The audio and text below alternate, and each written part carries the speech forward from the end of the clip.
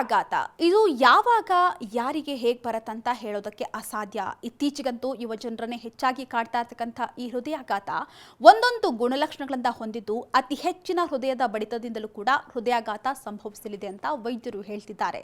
ಹೌದು, ಹೃದಯ ನಮ್ಮ ದೇಹದ ಅತ್ಯಂತ ಸೂಕ್ಷ್ಮವಾದಂಥ ಅಂಗ. ನಮ್ಮ ಹೃದಯವು ಬಡಿಯುವವರೆಗೂ ಕೂಡ ನಾವು ಜೀವಂತವಾಗಿರ್ತೇವೆ. ಅದು ಸಾಮಾನ್ಯವಾಗಿ ಬಡಿಯುವವರಿಗೆ ಅದು ಸರಿ. ಆದರೆ ಹೃದಯ ಬಡಿತ ಇದ್ದಕ್ಕಿದ್ದಂತೆ ಹೆಚ್ಚಾದರೆ ಅದು ಅಪಾಯದ ಸಂಕೇತ. ಒಂದು ವೇಳೆ ನಿಮ್ಮ ಹೃದಯ ಬಡಿತದಲ್ಲಿ ಏರುಪೇರಾಗಿದ್ರೆ ಹೃದಯಾಘಾತದ ಗುಣಲಕ್ಷಣವಂತೆ. ಇನ್ನು ಇಂತಹ ಪರಿಸ್ಥಿತಿಯಲ್ಲಿ ಜೀವವನ್ನ ಉಳಿಸಿಕೊಳ್ಳುವುದು ಕೂಡ ಕಷ್ಟಕರವಾಗಬಹುದು ಅಂತ ವೈದ್ಯರು ಹೇಳ್ತಿದ್ದಾರೆ.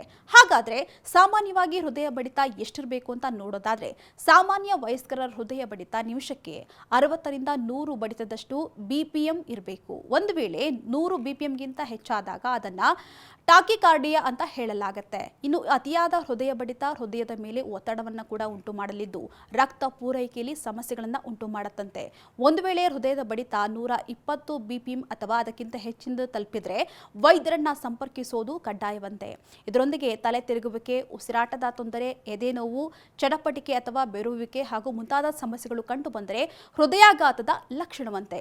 ಹಾಗಾದ್ರೆ ಇದರಿಂದ ಪಾರಾಗೋದು ಹೇಗೆ ಅಂತ ನೋಡೋದಾದ್ರೆ, ಪ್ರತಿನಿತ್ಯ ತಣ್ಣೀರನ್ನ ಹೆಚ್ಚಾಗಿ ಕುಡಿಬೇಕಂತೆ. ಇದು ದೇಹದ ಉಷ್ಣತೆ ಮತ್ತು ಹೃದಯ ಬಡಿತವನ್ನ ನಿಯಂತ್ರಿಸಲಿದೆಯಂತೆ. ಇನ್ನು ಒತ್ತಡ, ಯೋಗ ಮತ್ತು ಧ್ಯಾನಗಳನ್ನು ಮಾಡುವಂತಹ ಮೂಲಕ ಹೃದಯದ ಬಡಿತವನ್ನ ಕಡಿಮೆ ಮಾಡಬಹುದು. ಜೊತೆಗೆ ಪ್ರತಿನಿತ್ಯ ಬೆಳಗ್ಗೆ 5 ನಿಮಿಷಗಳ ಕಾಲ ಉಸಿರಾಟದ ವ್ಯಾಯಾಮವನ್ನ ಮಾಡಬೇಕಂತೆ. ಇದು ಹೃದಯದ ಆರೋಗ್ಯವನ್ನ ಸುಧಾರಿಸಲಿದೆಯಂತೆ. ಇನ್ನು ಕೆಫೆನ್ ಅಥವಾ ಎನರ್ಜಿ ಡ್ರಿಂಕ್ಗಳಿಂದ ತಪ್ಪಿಸಬೇಕಂತೆ. ಅವು ಹೃದಯದ ಬಡಿತವನ್ನ ಹೆಚ್ಚು ಮಾಡಲಿದೆಯಂತೆ. ಇನ್ನು ಹೃದಯ ನಿರಂತರವಾಗಿ ವೇಗವಾಗಿ ಬಡಿತಾ ಇದ್ರೆ ತಡ ಮಾಡದೆ ವೈದ್ಯಕೀಯ ತಪಾಸಣೆಯನ್ನ ಮಾಡಿಸ್ಕೊಳ್ಬೇಕು ಅಂತ ಹೇಳಿ ವೈದ್ಯರು ಎಚ್ಚರಿಕೆಯನ್ನ ನೀಡ್ತಿದ್ದಾರೆ.